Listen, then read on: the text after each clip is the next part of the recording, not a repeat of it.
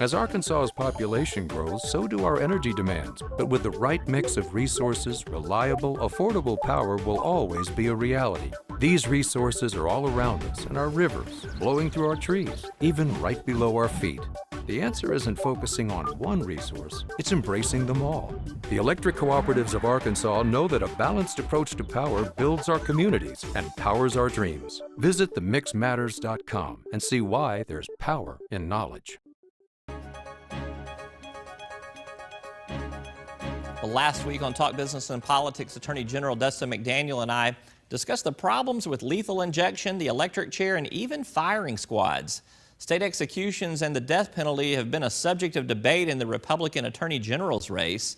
There has not been an execution carried out in Arkansas during the tenure of Governor Mike Beebe due to legal wranglings and a renewed national debate.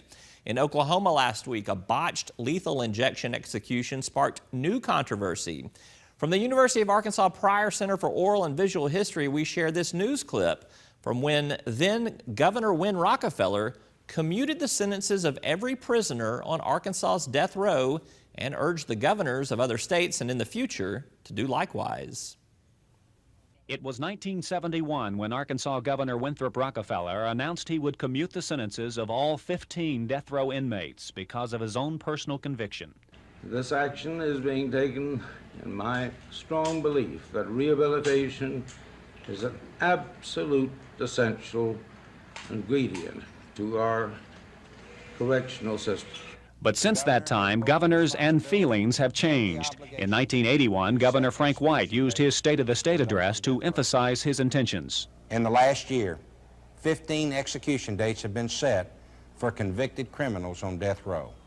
I fully intend to fulfill this responsibility and uphold this law.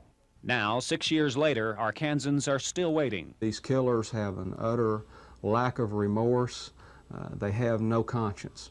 And I feel that in many cases it is the only appropriate sentence. Earlier this month, convicted killer Ronald Gene Simmons said he wants to die, and unless someone intervenes, he will June 27th. It is different for Thomas Simmons. He was convicted of killing 4 people in Fort Smith 6 years ago.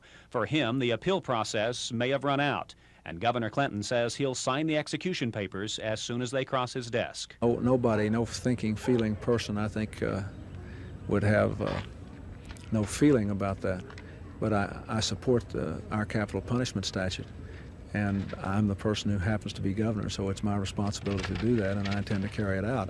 But late this afternoon, another delay became apparent. Attorneys for Thomas Simmons say they'll appeal one more time to the 8th Circuit, asking that Simmons' conviction be set aside on certain constitutional grounds.